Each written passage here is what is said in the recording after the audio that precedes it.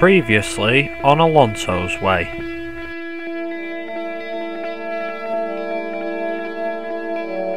We're going to rev up to 5 red lights with Alonso in pole position here at Austria. Lights are out and away we go. And we're off to a pretty decent start, however the Mercedes are going to have a better start than us due to their power advantage, and immediately Hamilton jumps on it. But he actually goes quite slow into the first corner, actually going to round it outside and keep a hold of the lead of the Austrian Grand Prix. But on lap 4, Hamilton eventually managed to catch us. We went quite wide and actually nearly went into gravel there. And this is going to allow Hamilton and Rosberg to try and get past us. You can see Hamilton's trying to get round us. He's trying to go round us outside. We're going to try and hold him off. We're going to stick to the race. But coming into the last 2 corners, as you can see, Hamilton really trying to push for it. He's actually got past Rosberg, but he's really trying to push for it.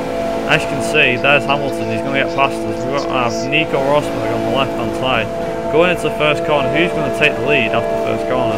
We hit Hamilton. It seems Rosberg went wide, and he slipped in behind Vettel. It seems that Sebastian Vettel is right behind us, and he's catching up pretty rapidly. We move across for the inside line, and he takes us out, but makes us hit the wall, and I think we sustained some damage. I'm not sure. We're going to come across the line for 3rd place in Austria.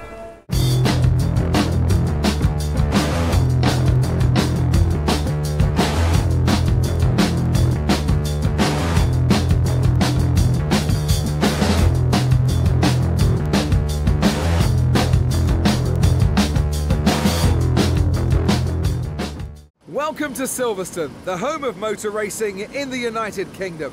It's approaching 10 o'clock and soon we'll be seeing the first car out on track for today's practice session. We should expect to see some very large crowds here this weekend, as we do every year at the British Grand Prix. It's a popular racing circuit, it has huge fan support and is well liked by the drivers and teams. Many of the teams are based in Britain, and so Silverstone is their home race. It's one of the most historic circuits on the F1 calendar, and one that all the teams enjoy racing at. Not only is Silverstone one of the oldest circuits in the Formula One World Championship, but it's also home to some of the most iconic corners, and none more so than Maggots and Beckett's. This is a high-speed sequence of left, right, left, tightening corners that lead into Chapel, and then of course the long hanger straight. The high speeds of this sequence demands extreme skill and precision from the driver. Getting this wrong will affect the momentum all the way down the hanger straight, which is also a DRS zone. Hey guys, I'm Viper, and welcome back to Alonso's Way, episode 9. Today we're at Great Britain, and after what was seemingly a weird testing, we actually only got a suspension upgrade to the car, so I don't know if that'll help us this weekend at being at Silverstone and all that stuff. Also, just to mention, because it's Silverstone and because it's Britain, we're obviously at McLaren's home race. As for the engine supplier, that will be obviously the Japanese Grand Prix, just to come in a couple of rounds' time. And it's going to be, obviously, as you'll notice straight away from the get-go, this episode is a lot shorter. Actually, it's the shortest one. There's a specific reason being for that. I'll get into that during the race, but for now, as you can see, you join us in practice, which is obviously our half-an-hour practice session. And like I said, just a couple of little things to talk about, though, as well as going through the end of Sector 1 now and into Bluefield and Woodcote, is that this series so far is, in my opinion, been one of the best on the channel. I noticed I put up a ramp video on Saturday, Saturday just gone, and it did really well with you guys, so thank you for all the support on that. I really appreciate it. As you see, we're going to come round through Cops Corner. It's actually, Silverstone's one of those tracks. I actually have been to it twice past 2 years in real life for the actual F1 event, and I've loved it both times. And Maggots and Beckett's, this corner we're going through now, is, as you heard from the commentators before, it's one of the key standing points on this track, and it is. And when you watch it in real life, you don't just see that corner, you don't just see this little bit of DRS straight here, this before the the Rolex bridge thing. You actually see the farm and I think it's village corners, so it's quite interesting, really, this track.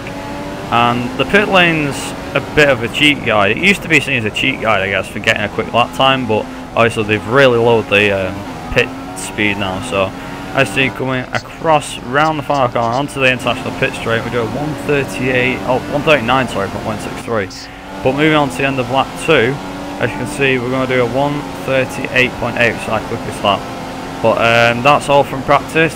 You'll now join ourselves in qualifying.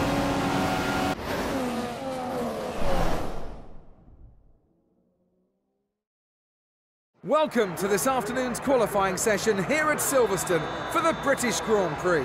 It's going to be an exciting afternoon as the teams battle it out for the prize of pole. Silverstone is steeped in racing history, and we can definitely say that every track position will be hotly contested in the next few minutes. Over the last few years, there's been a range of winners from Mercedes, Red Bull and Ferrari, and I think those are the teams we need to look out for again in today's qualifying session. Right, now you join us in qualifying where we're at a cloudy Silverstone, so not great conditions, but hopefully we'll be able to get a good result in the cards. Obviously the corners help us out quite a bit. As for the straights, they do not help us out thanks to our straight line deficit. Coming into, I think it's Village, I'm not sure which order it is, it's either Farm then Village or Village and Farm. Either way, Farm and Village corner, we've just got round it and we're in P5 currently, but obviously we're going to drop down the order thanks to our straight line deficit. And opening DRS zone now, coming down into the end of the first sector, it's going to be I think a 29.7, yeah, 29.7, which isn't bad, but it's not great. We're half a second off Hamilton, who's the leader as it stands. Coming through into Woodcote and Luffield, sorry, Luffield and Woodcote, there we go, get it right that time. And onto the old pit straight, the one that was used back in the 2000s. You know, it wasn't too bad, but coming through Cops Corner, we're still in P5, which is great. We managed to keep up. We're actually not lost any positions as of yet. Coming through Maggots and Beckett's though, we really do get on the AI, and I think we actually get into P3 in a minute. There we go, P3. But obviously straight line deficit again, we're going to drop back down the order again. And we've actually done a purple sector too. See, we're only 3 tenths behind Hamilton. Even with the straight line deficit, we're still managing to keep up with the front line, which is really good. And coming into this last sector, we actually go a little bit wide onto the, I think it's the AstroTurf stuff on the outside. And coming through round, I think this is Vale and Stowe corners, I'm not sure which, but we cut the corner just a little bit, and coming around this far corner, we go quite wide, but we bring it back onto the track, I think, after the line. So where that's going, I think that's put us in P2, so quite a good qualifying for us. So it's our second best. Obviously we've got pole in Austria, but I'll now hand you over to the commentators. That's a perfect end to the day for Lewis Hamilton, who'll be on pole now for tomorrow's race. It certainly was a qualifying lap to remember, but he'll be wanting to convert it into a race win tomorrow. I think after that performance, he's in with a great chance. So after qualifying then, P2, so 2.5 tenths behind, I think it's 0.235 seconds behind Hamilton. So we managed to split the Mercedes, only just. 2 Ferraris are going to be 4th and 5th, followed by the 2 Williams. Red Bull, Lotus and Sauber, usually the usual suspects there. Teammate Button only getting 13th, so not a great qualifying performance, but he did manage to split 2 Toro Rossos. Force India 11th, Perez 15th. Danny Kvyat still not getting used to that one in Red Bull and still in 16th. Then the Maldonado's Lotus, Ericsson, Sauber and both Manas at the bottom. So that's it for qualifying. We're now going to move on to the race section, so I hope to see you there for the race.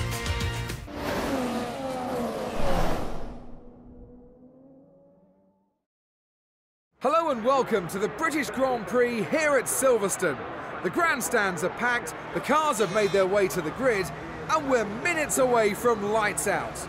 It was a blistering lap time from Lewis Hamilton in qualifying yesterday. If he gets a clean start away from the grid today, he might be untouchable. He has clean air in front of him, so we'll be hoping he can create a gap over the first few laps. If the cars in 2nd and 3rd can keep close until the first round of pit stops, then they may be able to take advantage on the undercut. Sebastian Vettel has consistently out-qualified his teammate this season, underlining that he's the driver with the best one-lap pace in the team. Seb always seems to save his best laps for the end of qualifying, and just when you think you've beaten him, he nails the perfect lap and finishes above you.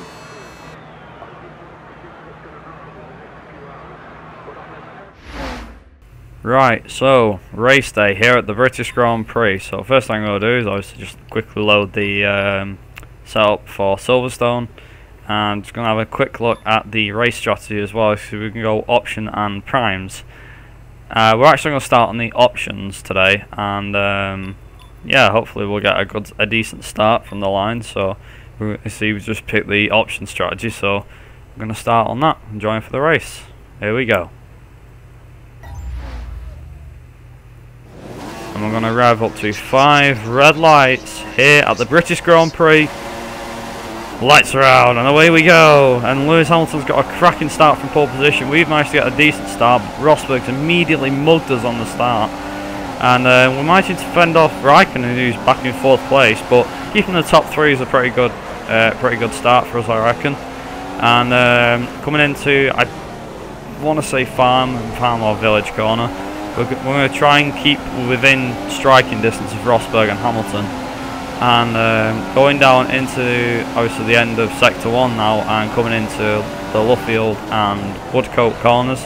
I see the gap's only 0.3 of a second to Raikkonen, so Raikkonen's proper keeping up with us. But we're managing to keep within distance of the Mercedes, which is pretty good for us. But obviously, straight line deficit ain't going to help us in any way whatsoever.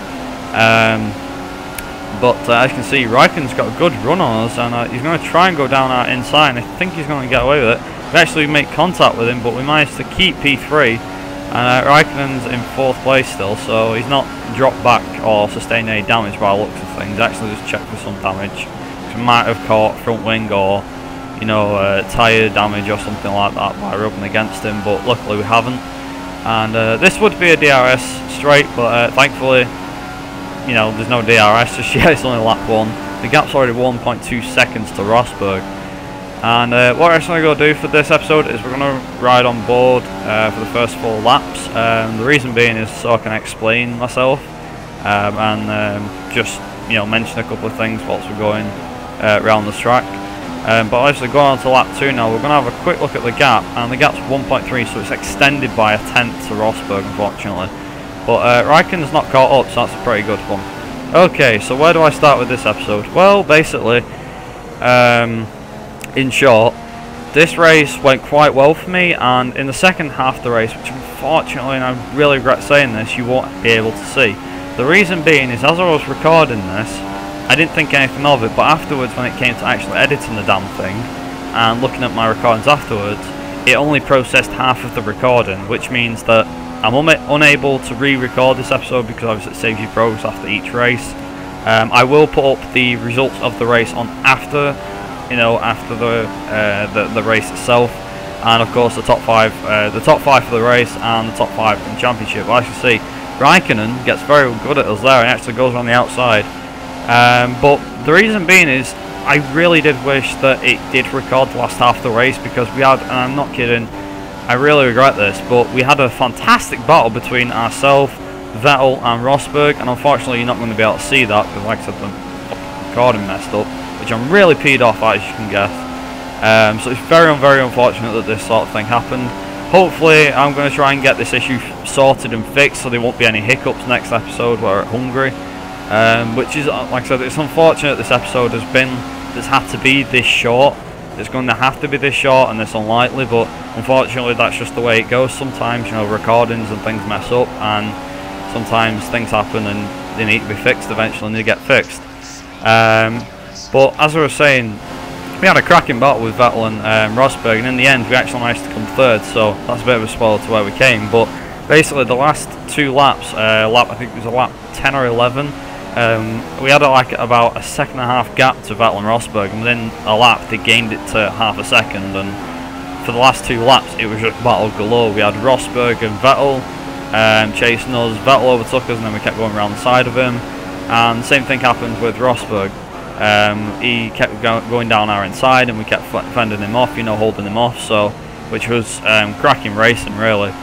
We did have an incident with, I think it was Vettel, or no, sorry, Rosberg. He came down our inside, so where we are now, he came down the left hand side, and I don't think I left him enough room, but basically each of us got took out and had to use a flashback, which was very disappointing and very unfortunate, as you might have guessed.